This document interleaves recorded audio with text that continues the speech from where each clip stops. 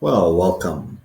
So good to see you here, Sean, today. It's as usual to be at the kitchen table here with you and having conversations about masculinity and how we practice it in our own lives and manhood, and how us as men can be healthier in our practices, in our relationships, in who it is we are, and how we express ourselves with other people in our lives. My name again is Peng, he, him, his, with the Men of Masculine Folks Network. And this is our 51st episode, right, Sean? So this is history for us, obviously. We've done 51 episodes now already, and there's so much that's been happening, but I wanted to make sure Sean get to introduce themselves briefly here before we always go into our conversations on what we're going to talk about. Yeah, thanks, Pang. Glad to be here. As always, my name is Sean Hayes. My pronouns are he, him, and his. I work at Menace Peacemakers based up in Duluth, Minnesota. And yeah, there's a whole lot going on. So I'm excited to see where our conversation takes us today. Yeah, like there is the midterms just happened a few weeks ago, about 10 days now, about 10, 11 days ago. And I think things just got sorted out in terms of who is controlling what in the Congress. I mean, we'll touch on that a little bit. And then obviously we have Trans Day of Remembrance that's coming up.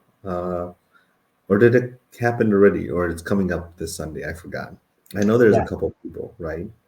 coming up this Sunday. Okay, yes. There's been a couple of people celebrating it on Facebook that I've seen, which is so beautiful to always see. But it's also so heartbreaking as well too, right? To be able to actually just hear and see all the lives that have actually been lost because of people wanting to be who they are in this world and be seen and heard the way that everybody gets to be seen and heard.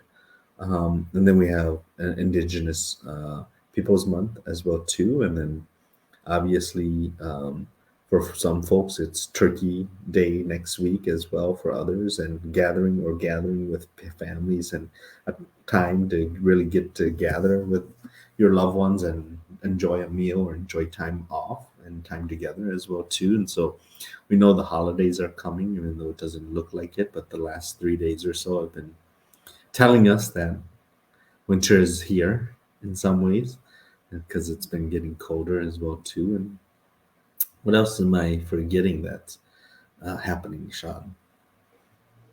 I think the other thing that we talked about was the marriage LGBT marriage act that is was just recently passed by the Senate, previously by the House, and now it is going back to the House for another vote because it has a couple changes in it. So that's kind of a big one happening as well.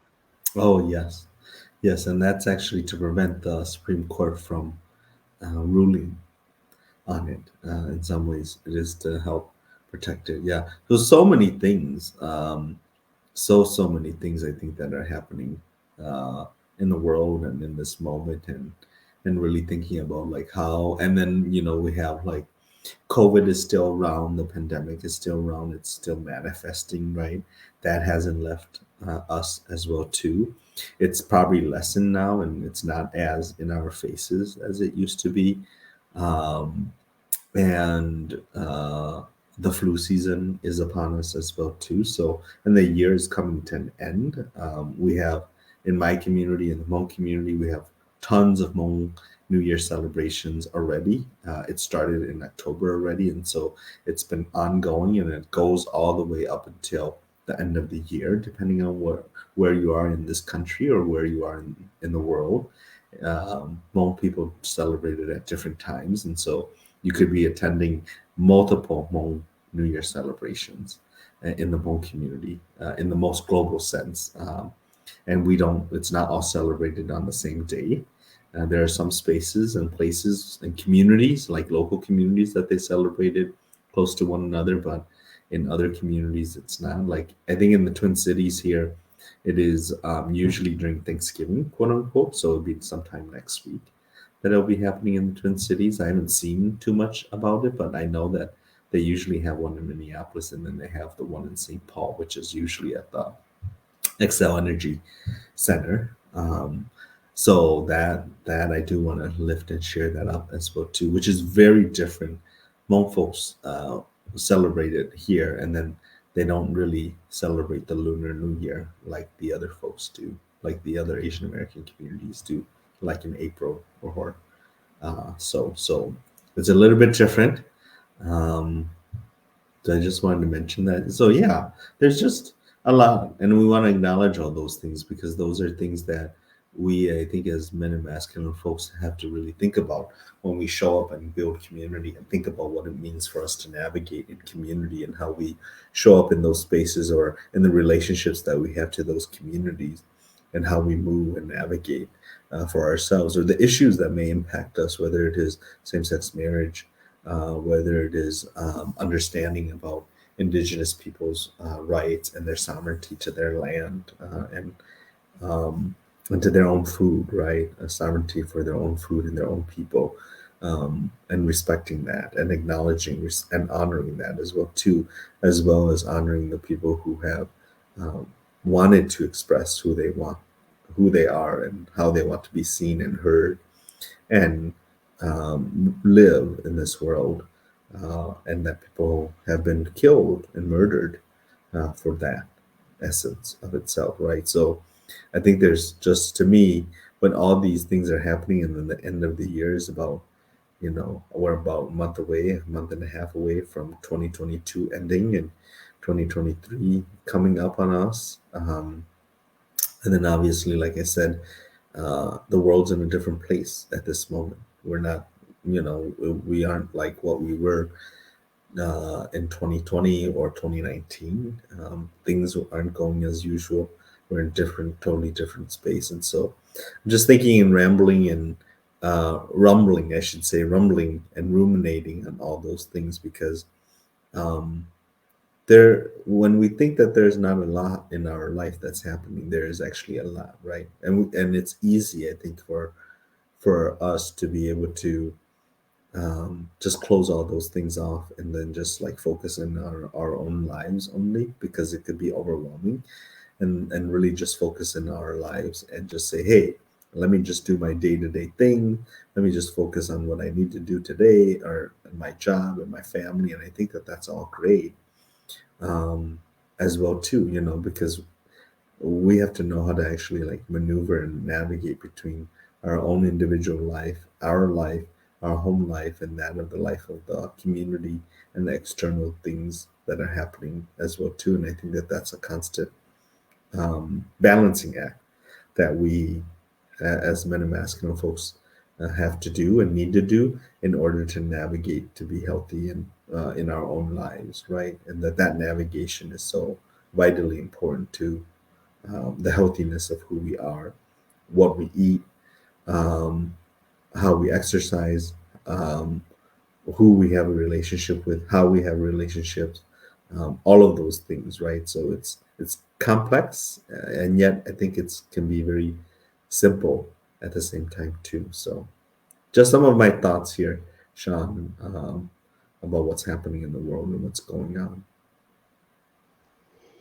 I always appreciate your rumblings and ramblings.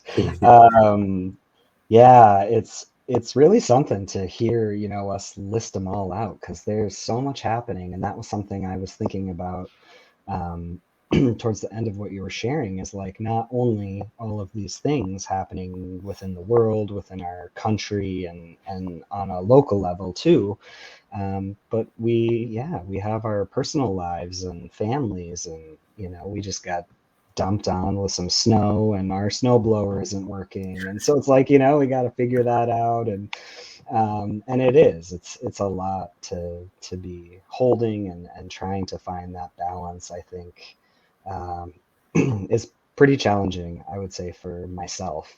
Um, and as I shared with you, Ping, before we hopped on here live, I was listening to a podcast earlier this week that was kind of talking about the change of the seasons, and Mhm. how we literally witness nature, animals, plant life, the trees, everything is really kind of going through a slowing down and a shutting down to really kind of I don't know, I picture it as like hunkering down for the winter. Those of us in the Midwest with snow can appreciate that.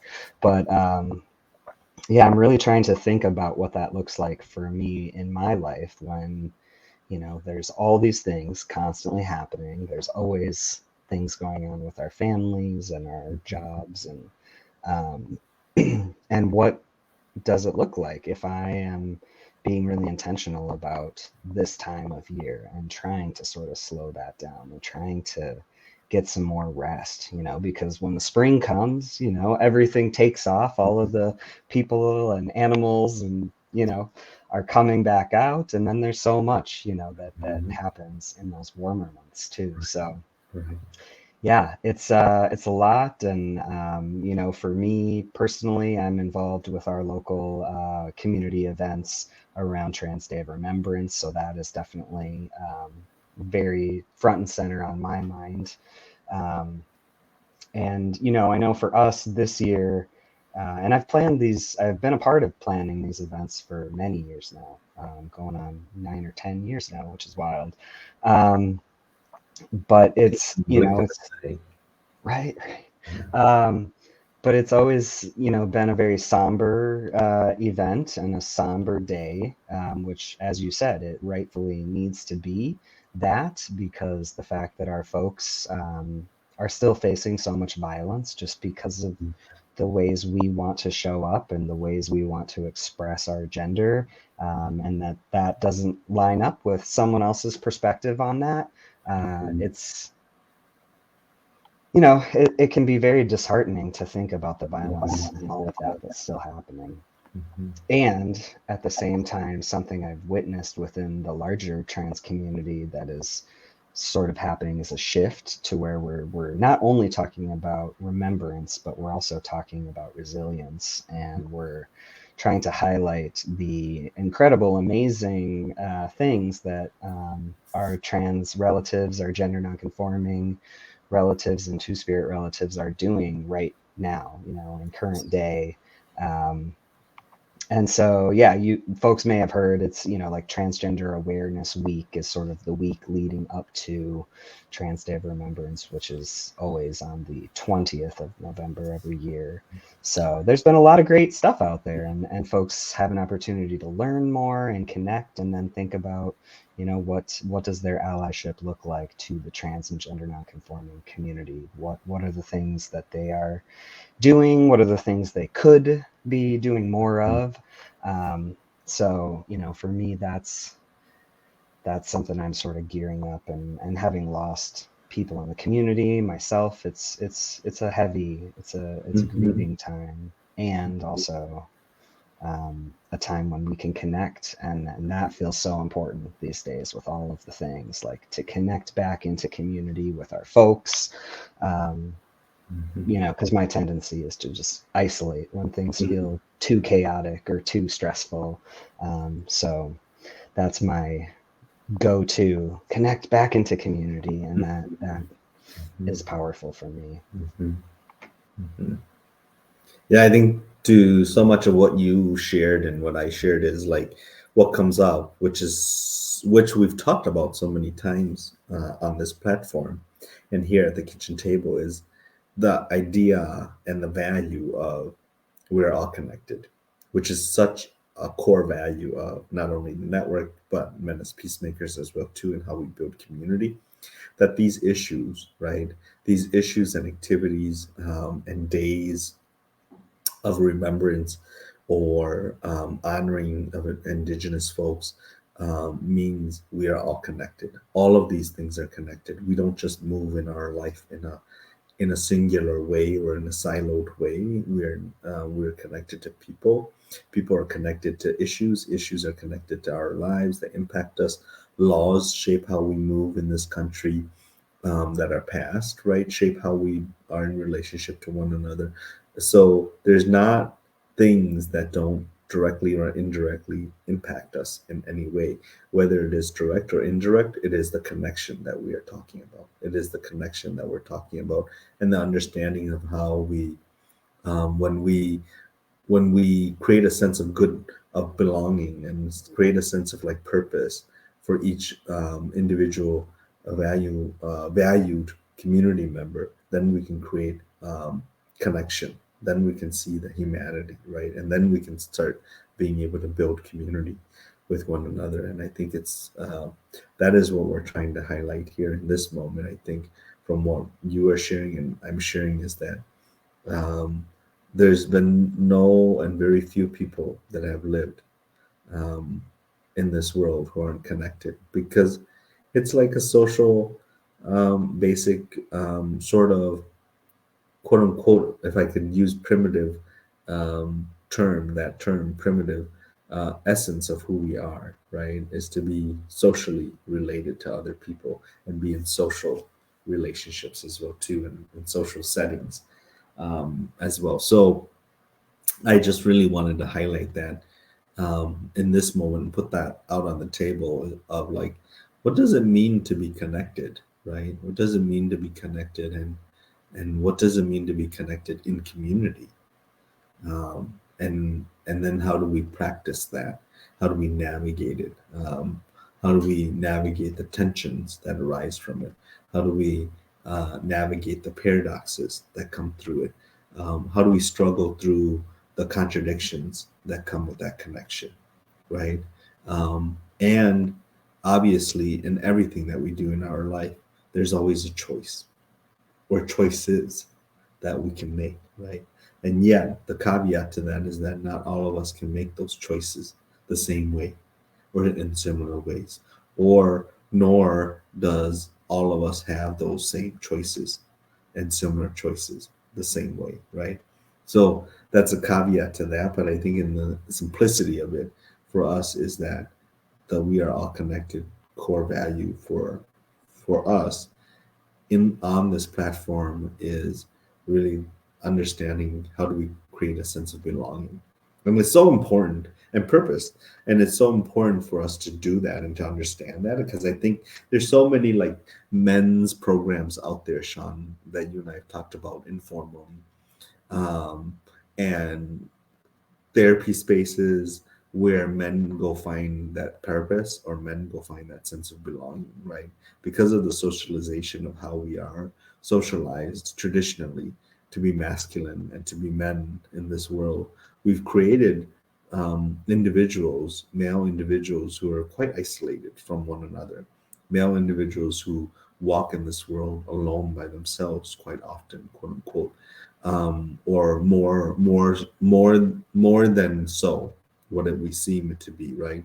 Um, doesn't negate that they don't have relationships, but it speaks to how men are supposed to be, is to not create intimacy, not to belong to anybody but themselves, or even at that, to not belong to themselves as well, right? So we see a lot of like retreat space, a lot of advertisement, a lot of therapy spaces where men are understanding what it means to belong in community and to create that sense of belonging for themselves and for other people, to be connected, right? To have a sense of purpose and to understand and fulfill that purpose for themselves. And I think that's so vitally important when we think about leadership development for young men and masculine identified people, is for people to understand what is their sense of purpose, why are you here, right? So asking those deeper questions and trying to understand life a little bit more, but not in a philosophical way where you're now a philosopher, but in a way where you can become practical about it, and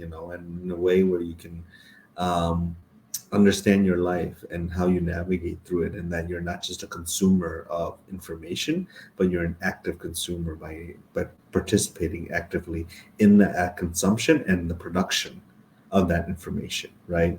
And I think that is like the totality of culture, is that we often think culture is something that we consume daily and that it can't be changed, but it is something that we can produce and reproduce and be an active consumer and an active producer of it constantly, right? And I think that for us as men and masculine folks, we often don't think about that, right? We don't think about that. We live in the environment, we live in how we were socialized and raised, and we live in the relationships that we're in, and so we move through that the way that we know how to, because we just need to know how to do that. And that's like the masculinity part of it, or the manhood part of it, the traditional ideals, is that we should just know. If you don't know, you're not a man, right? You should just know, and you should have just figured it out already. Um, but you can't figure those things out if you don't have values, or if you don't have some idea what those values are and how you practice it. You can't figure those things out if you don't have a sense of purpose in this world, right? And you can't figure those things out if you don't have relationships with people, right? So it's like this deep sense of knowing that I think we are getting to here, Sean, like in a very spiritual way, and spiritual way in like the broadest sense, not in terms of it's synonymous to religion. I'm not. That's not the spirituality I'm talking about, but the spirituality that I'm talking about is in the most global sense, the biggest way of like the positivity of spirit, the spirit around us, that deep sense of knowing, that gut understanding of who we are and how I am as an individual. Not only that, but how I belong in community and how I am connected to community. I'm connected to all the issues that are actually happening out there, right? So all of those things. So I just run really highlight and maybe ground us back to that connection, and that's why like all of these things are happening in this moment, and it's you know it's a time for reflection. It's coming towards that place, right? The year is coming to an end, and coming towards reflection. And we were on a retreat 2 3 weeks ago.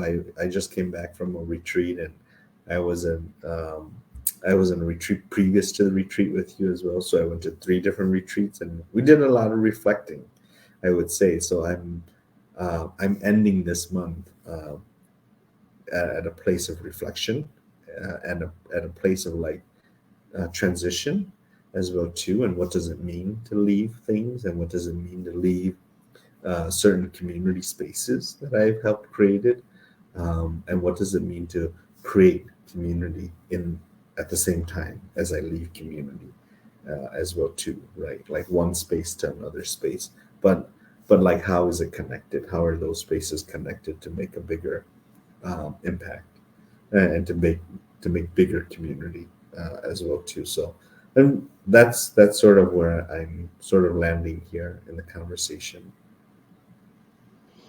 Yeah, and I definitely appreciate that because I think that I don't know if you'd call it a mantra or a framework, but we are all connected. I think for me, um, feels very core to who I am and how I want to be in the world and in the community. Um, I think that um, we can clearly see the impact of disconnection. The fact that there are so many men and masculine folks out there who are isolated, who don't have, healthy, good, reliable friendships and relationships that they can, um, seek help from or wisdom from. I think about we're not supposed to ask for directions because that would make it seem like we don't know something, but it's like, of course there's so many things that we don't know, and we have to be able to have those connections within community to be able to learn those things.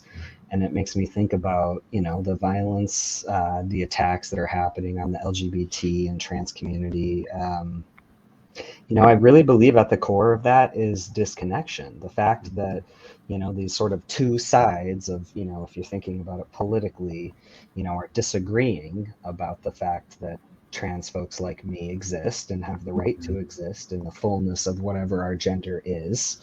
Um, and I really think that that comes from being disconnected. There is no connection across that where learning can happen, where stories can be shared, where I could sit and say, here's my experience and here's what it feels like to me.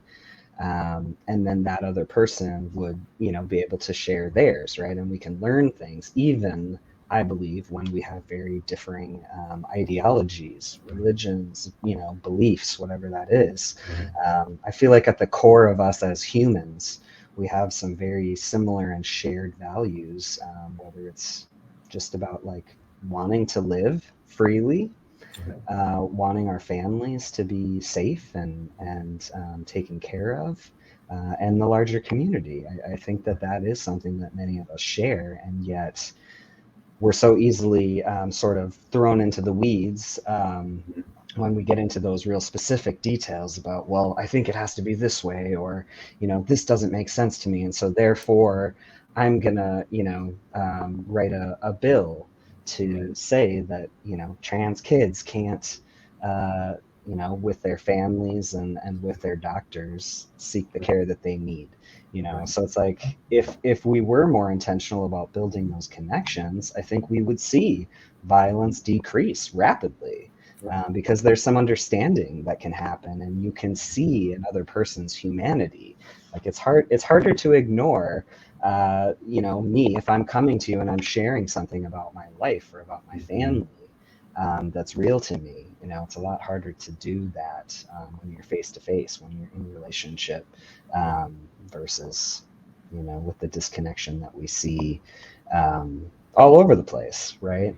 Right. And so, yeah, I feel, it makes me feel grateful for this space, and I think that there are lots of folks who are out there kind of helping to create similar spaces, who are having conversations like this, who are wanting to connect more deeply into this sort of shared responsibility that we have to one another. And it makes me think about all these different things. So Native American Heritage Month, that gives me an opportunity to learn. That gives me an opportunity to go to my Indigenous friends and say, hey, what's something cool that you're doing this month, Mhm. or what's something that, if there's a small something I could do to contribute, or can I show up to one of your community's events and get to connect deeper, right? So it's like there's that intentionality of, seeing beyond just like our personal lives and Mhm. beliefs, but like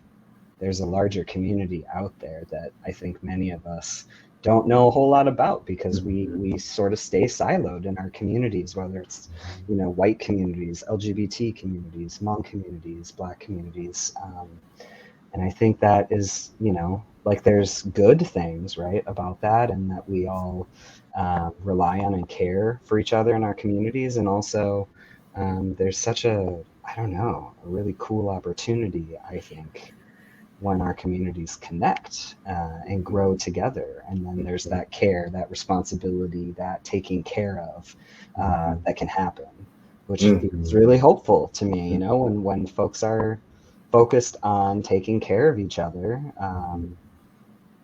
That's powerful. Things Yeah. change when that Right. happens. Right. Yeah. The care and concern is very important.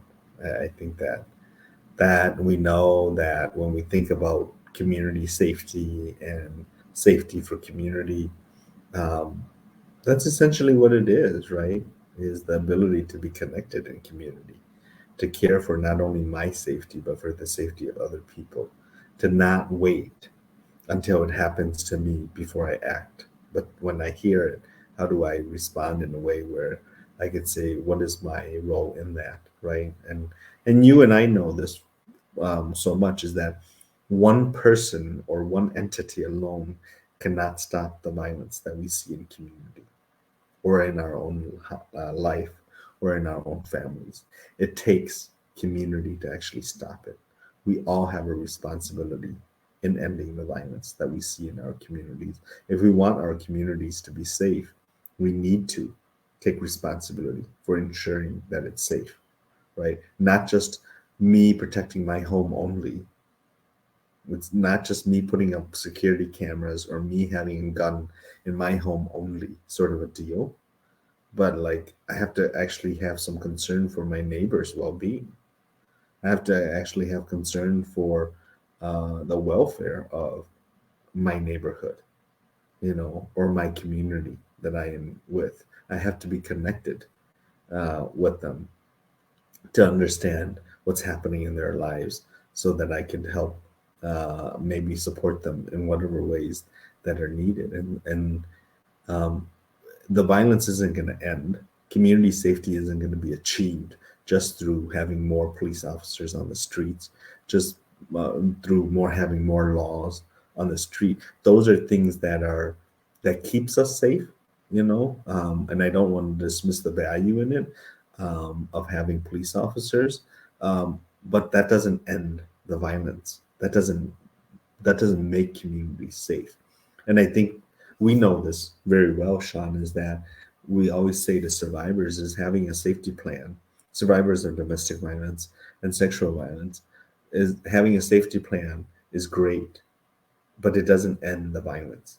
Having a restraining order or having a harassment restraining order or having an order for protection doesn't stop a bullet, doesn't stop the strangulation, doesn't stop the break in. It doesn't stop any of that, right?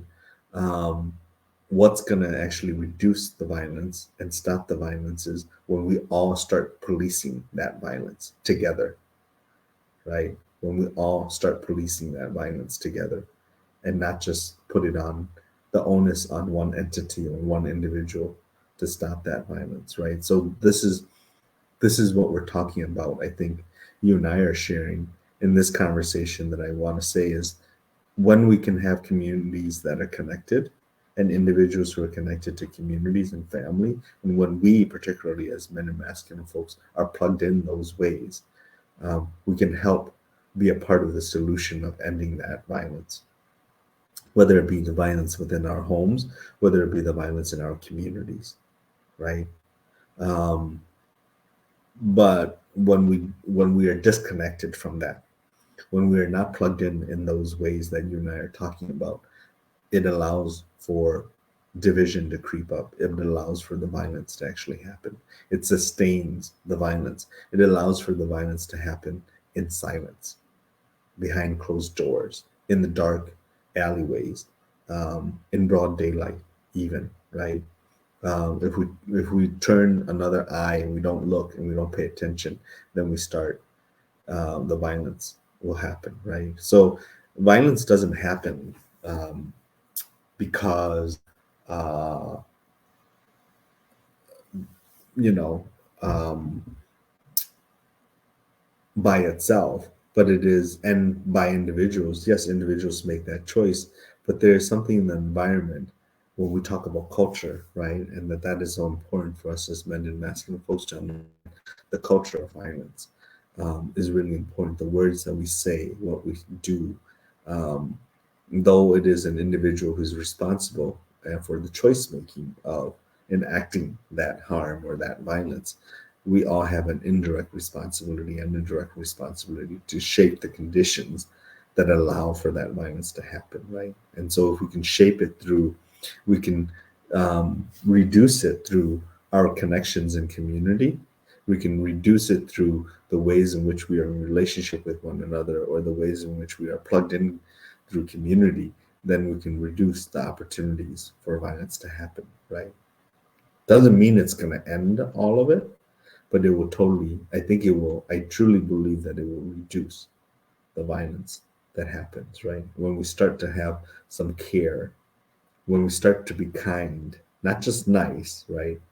Nice isn't going to get us anywhere, but when we start to be kind, when we start to be caring, um, of our neighbors, of our congregations, of our communities, and we start to show up the way that you're talking about, for indigenous folks, for trans folks, and we start understanding and being empathetic and sympathetic to their lives, and start to um, understand what's happening with them, uh, then it allows us um, to be kind to them in a different way. And it doesn't mean that we're going to be always in sync or in this harmonious way. And that's not what I'm talking about. There will constantly be struggle there, but how do we struggle in ways that are healthy?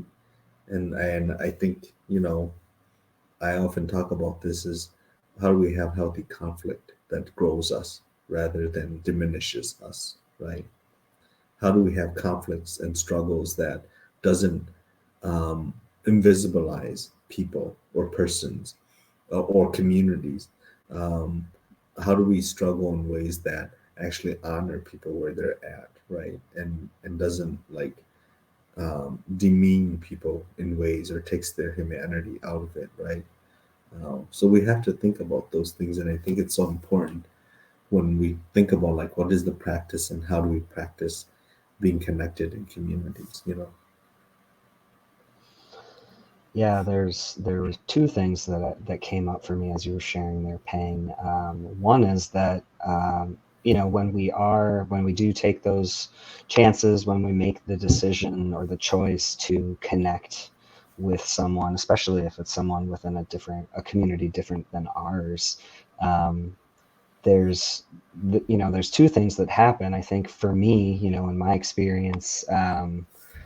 For example, some of my Indigenous friends have invited me over the years to events happening with the local organization here in Duluth called American Indian Housing Organization, or I'm sorry, Community Housing Organization.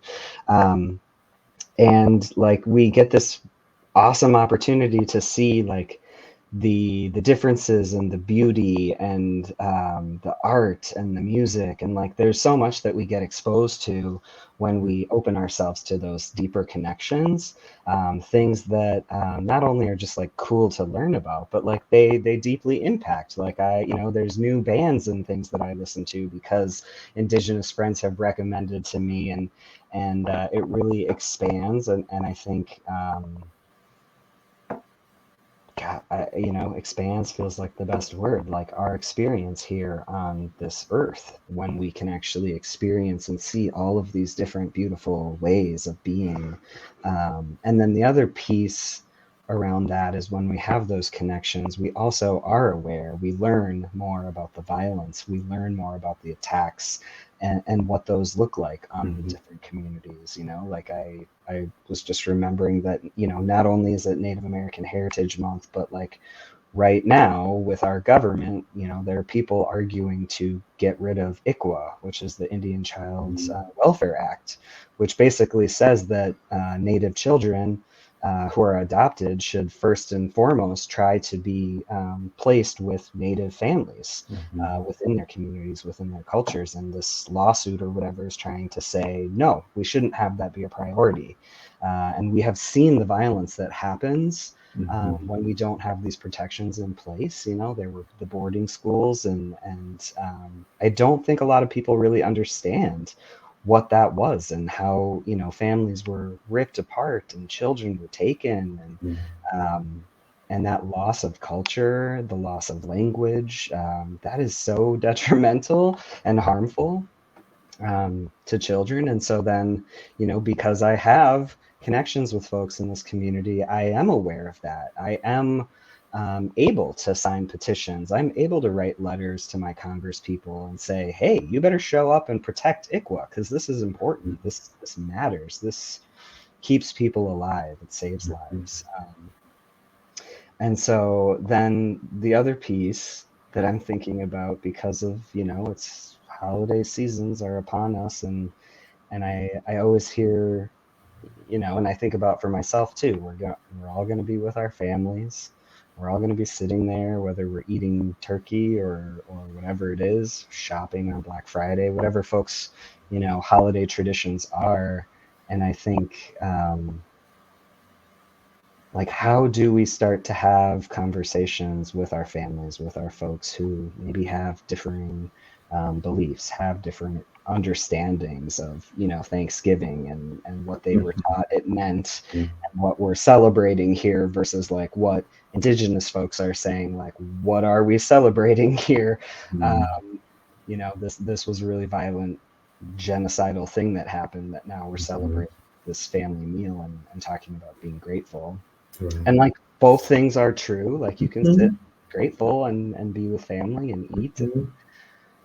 But it's like those are the places where you often hear of like either there's no talk about religion or politics, or if those conversations are happening and folks are trying to get into those deeper dialogues, there's often that conflict that you mentioned, like, and then how do we have these more nuanced conversations when we know that it's going to be pushing up against people's comfortability, what they think they know about the world and what they believe about it, and um, And I just wonder about that because I struggle too with, family members and friends and things like that who, um, have very different beliefs about why we're here and what we're supposed to be doing.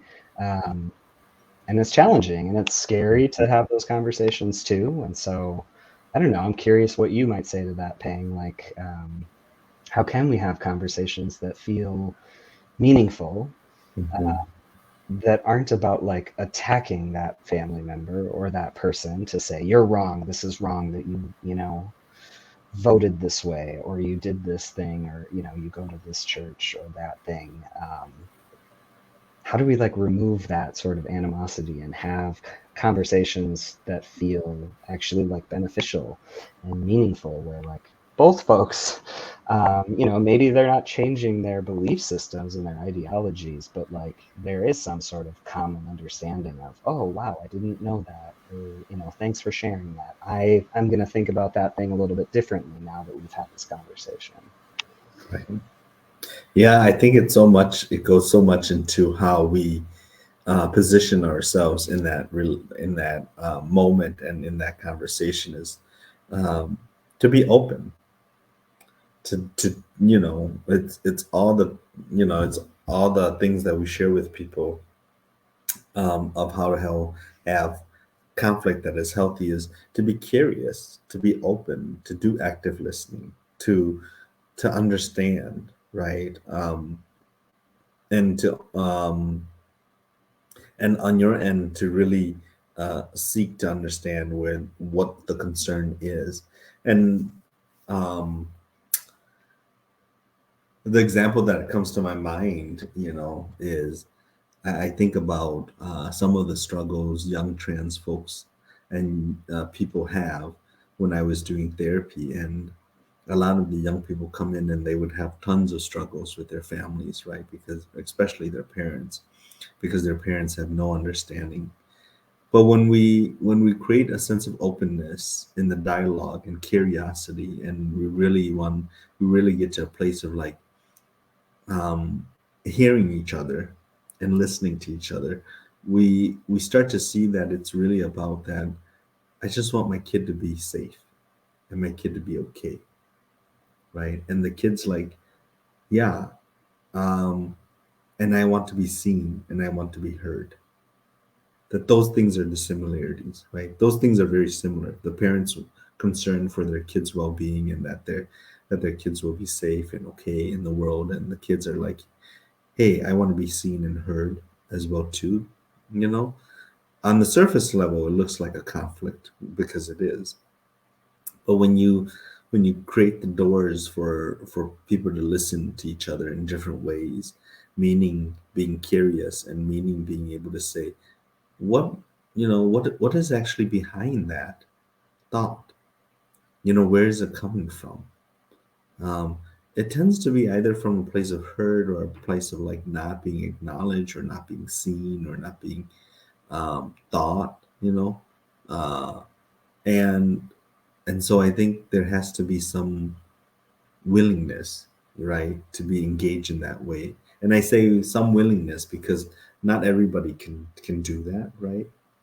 But I believe that a majority of us can, and a majority of want to, and so that's the where the connection can start happening, where the meaning of connection and the creating of meaning of connection can happen, and it's the recognition that all things can be true at once, right?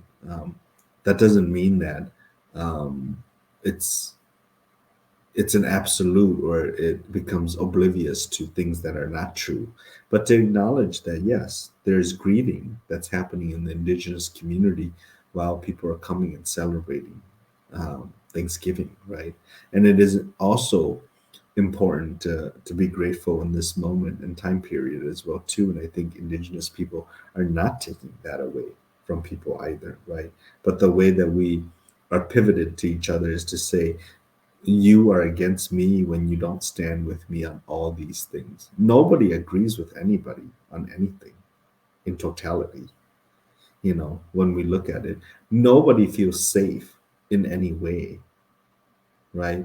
I remember years ago reading this young woman of color's thought about safety and what it means to be safe, right? And they were sharing how in the spaces that they were in, like this is the most unsafe space, and this is the most safe space, and the most safe space um, was something that was very familiar to them that nobody could give them, actually, right?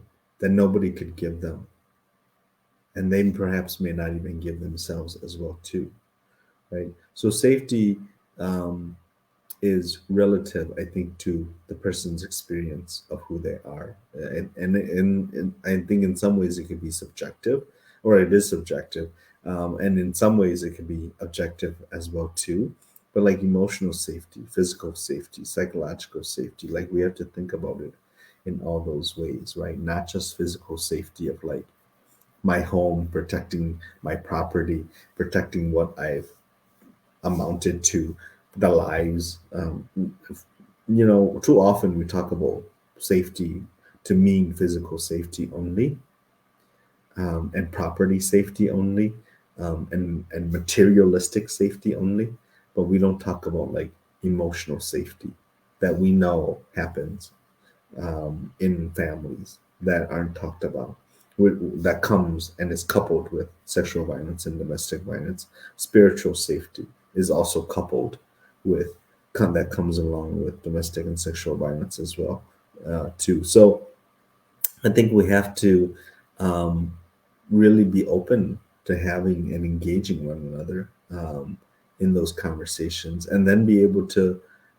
express our tensions as well too, and express our moments of disagreement as well too, and then be able to say where are how do we keep creating um, openness to our dialogue, and openness to how we move with one another, right? And sometimes these struggles are long and hard, but there has to be some willingness on both parties' end, if we're talking about only two people having a conversation, on both parties' end, to be willing to be in struggle with one another, um, in ways that are principled, in ways that are tied to the values that they share with one another, um, and in ways that are about something that's larger than the two of them, and in ways that um, are about understanding that I am not going to win, nor are you going to win, but can we come up with something that the two of us have never thought about? Imagination, right? Imagination, creativity has to be a part of the healthy conflict, is the ability to be able to co-create something that you and I have not ever thought about, coming from very different places, right? Um, that is the other beauty and joy of healthy conflict, is how do we create something that the two of us have never thought about? My own ideology, my own places of vision and dream, your own places of ideology and dream. And when we come to the table and co-create things, we may come up with something that we have not ever thought about that will work for the two of us, right? That can work for the two of us, because what we're saying here is, and what we're saying here is anything is possible.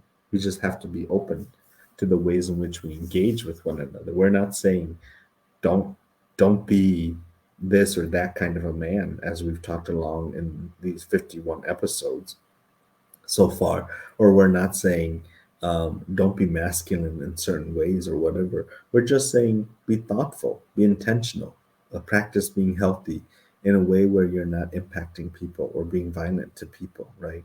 Otherwise, you can be masculine and man in the ways that you think that it should be, but don't tell it to other people.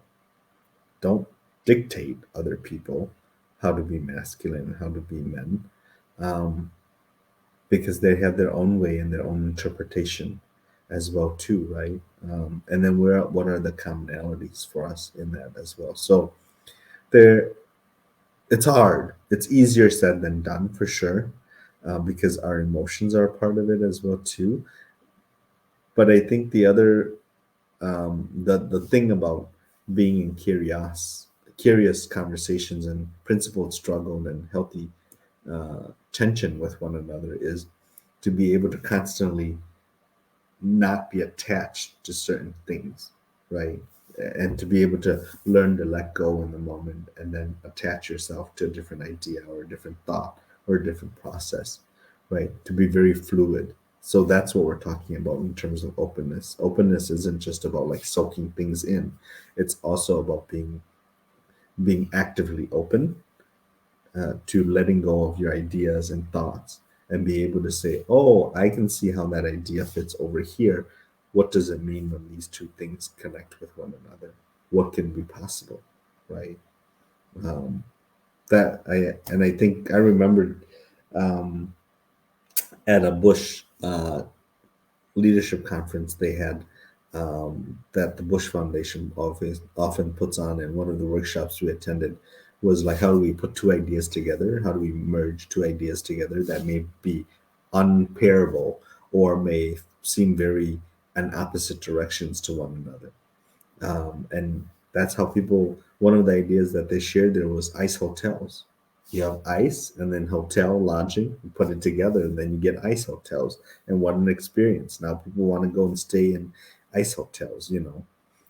Which is what obviously an idea also from that probably it doesn't have its own originality in the creator of it because you have Eskimos and indigenous people living in igloos and making igloos and things like that.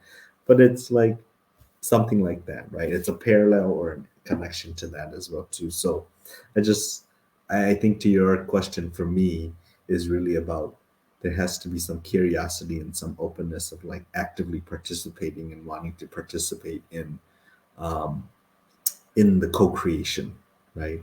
And that it has to be co-creation. It can't just be one person creating, and everybody blindly just following. Blindly following leadership is not the way to go, I think. And as leaders in community, I think it's important for us to question our leadership as well too, and for others to question our leadership, right? Yeah, I was just, thinking about the ice hotel. Eleanor would love to stay in an ice hotel. If Queen Elsa was there, my child. Yes, yes, But yes, for sure. right. But that's, and what keeps coming to my mind is like the practice of suspending our own judgment, Yes. suspending our own belief that like the way that we do it is right, and that there is literally right or wrong. And I think, the older I get, the more folks I connect with in community, the more that it becomes so clear to me that there are many, many right ways to Mhm. do a thing, whether it's making scrambled eggs, there's a bunch of ways to do that. And there's a bunch of ways to be in connection and community together, even when, like you're saying, things and people and relationships seem like they're opposing. Um, and I think, yeah, the thing around being open, um, and sort of, yeah, just letting go of my idea of how I think it should be, and actually just really like actively listening and trying to deeply understand what the other person is sharing. And like you said, like what is deeper, like what is at the root of, you know is it fear, is it, lack of safety, all of these things, um Gosh, yeah, but I'm feeling I appreciate your response because I think it's a good reminder for me, and I know, many of these conversations, especially around Thank politics you. these days, are Yes. so charged, and I think that there's a way that we can come at it, trying to keep Yes. in mind the kindness and the Yes. connection that we have to each other. So. I don't know if you have any final thoughts to impart, Pang, or else I know we're getting close to time here, but I know I'm grateful for you and for this conversation. Yeah, I think just as we come together with our families, however we define family and however we're doing the gathering or the not gathering in the coming days and weeks, over the holidays is uh, come with suspending that certainty of how the world works, right? Come in with a place of like openness to your own family members and connecting in deeper ways or in different ways to your families as well too. So I would offer that for folks is to your point there exactly of suspending your own certainty of how the world works as you come into relationship with your family in the coming weeks. Excellent, Yeah. excellent advice. And as we're wrapping up our time here, I know I'm thinking about gratitude and thankfulness and just again, grateful for these conversations, the ability and the relationships that we have between us, to have these conversations and then the opportunity that we have to practice that, within our own networks, neighborhoods, Mhm. families, churches, wherever it is, right? We can all be having conversations like this with that openness, with that desire to learn and to connect deeper with our folks and community. So, thank Mhm. you to all of you who have been able to tune in with us. It's always good to see folks with us live. Even if you're not commenting, we're glad that you're here and listening in. And we would love to hear what you think. So if you have questions or if there's certain topics that you'd like us to chat about, we would love to hear more about that. So you can get in touch with us through our Facebook page or our YouTube. But yeah, get in touch and we'll start incorporating those things into future conversations. And we also are thankful and grateful to our funding partners, Blue Cross Blue Shield of Minnesota and the Novo Foundation, for all of their support. And as a reminder, our next conversation will be 2 weeks from today at noon Central Standard Time. That's December 1st. We will be Mhm. into December already. I don't know how that's Mhm. possible. Time is so weird. But anyways, yeah, don't forget you can follow us on YouTube. You can like our Facebook page here and turn on notifications so you get all of the reminders for our conversations coming up. So thank you again for popping in and listening in to our conversation. And we look forward to coming together again in 2 weeks. Thank you.